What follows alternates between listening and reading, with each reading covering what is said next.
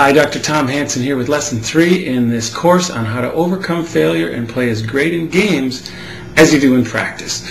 Lesson 3 is not going to have anywhere near the impact as I would like it to unless you've done Lesson 1 and 2. We're really going to bring those two together today. So if you haven't done Lesson 1 about your ABCs, how you're going to act, breathe, and connect in order to consistently play your best and generate feeling good, then please go and do that. And if you haven't done Lesson 2, which is all about identifying your personal success qualities, inner game ways of being that you can choose regardless of what you're doing, regardless of your circumstances. You can play this inner game, and that's going to give you your maximum chance of success.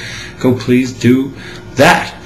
So Lesson 3, it's really about focus. This whole thing becomes really a huge point, we'll say, is to focus on what you can control. There's so much in baseball and softball that you cannot control, like the weather, the field conditions, the umpire, the opponents, your teammates, the coach, and then actually how you do your actual outcomes, whether you get a hit or not, whether or not you get a batter out. Those are things you cannot control. And if you need to think about that a little bit, hit the pause button. But this idea of focus is huge. Let me give it a little demonstration. Here is a piece of cardboard. We'll say that my goal is to make a hole in this cardboard, is to cut a hole in this cardboard.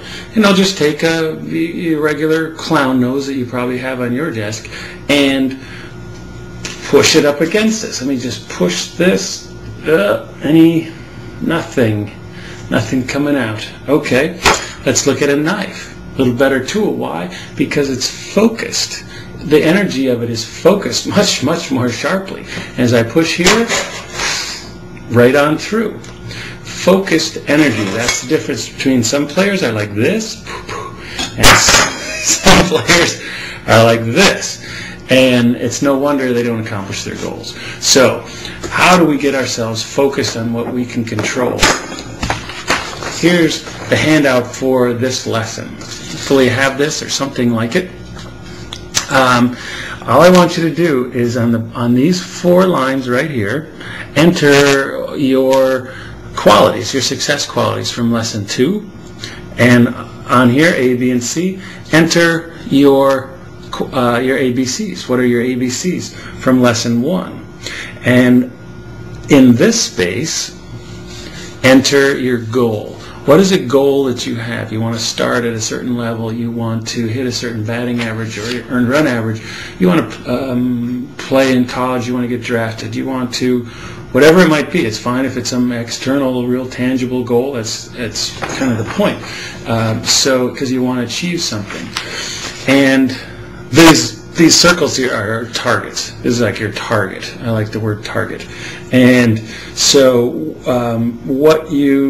and this is you down here at the bottom, and here's the deal. This becomes your road to success. Success being your spot there. And how do you do that? What should you focus on? Well, you should focus on choosing your qualities and being those qualities, and then for the inner game, and then actually how you go at the day, or whatever it is you're doing at the moment, the present moment. How you're going to act, how you're going to breathe, how you're going to connect. And that becomes your way. You could call it the Hansen way, but that's my way. You've got to come up with your way. Stick your last name on it and then call it way. Like if you have the Jeter way. If you think about Derek Jeter, he's got a way of doing things. He's developed a way of doing things that enables him to be consistently at or near his best. I had a chance to watch him and Clemens for a year, up close, watching how they go about their business, and you can tell. I mean, you didn't have to be in my vantage point to know that these guys come to the park every day to play. And why is it? They've got a certain way. They've got an approach. Here's what I do, whether I was 4 for 4 or 0 for 4. Here's how I come out into the ball game and the ballpark, rather than waiting to see what happens and then I'll see if I'm confident. You learn to generate the confidence doing your ABCs, choosing this inner game. I'm going to be positive, focused, relentless, whatever is on your list. Okay, now I've identified my targets, and now I'm going to take a focused approach and focus, though, take that energy from my insight and focus it on whatever my seed, whatever I'm connected with. And that's going to cut through and enable you to cut through all the difficult stuff that you have in baseball and softball, all the adversity, all the failure. So we need to shift your focus so that you're focused on what you can control, which is what's on this path right here. Stay focused on your path. That is a massive, massive key to overcoming failure, because you can control these things. The failure that you're talking about is normally things you can't control, like making outs. Or getting batters out. So focus on these elements, write them in your path. And the outside the path here are all distractions, all things that, what are things that pull you off track, like girls or guys or your stats or your coach. You don't like your coach, you poor thing. Well, are you going to let that throw away your career? Stay focused on your path. Stay on your road. This is what you can control. Focus on these things, measure them, and that's going to be your key to success. And a key one from a distraction point is your stats. People get hung up on their stats, and that just pulls them like a hook and a fish. I'm on course, but I'm only hitting 280, and off you go. So don't get hooked. When you do get hooked, spit the hook and come back on your path. How do you do that? Well, A, B, C, and connect with your key qualities that you identified in lesson 2.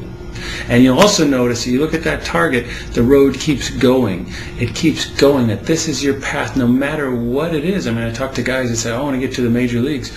Okay, well then they get there and then they get sent back down. And it's like, well, you did it. It's like, yeah, but that's not really what I wanted. I guess I wanted to stay. So you need to, how do you do that?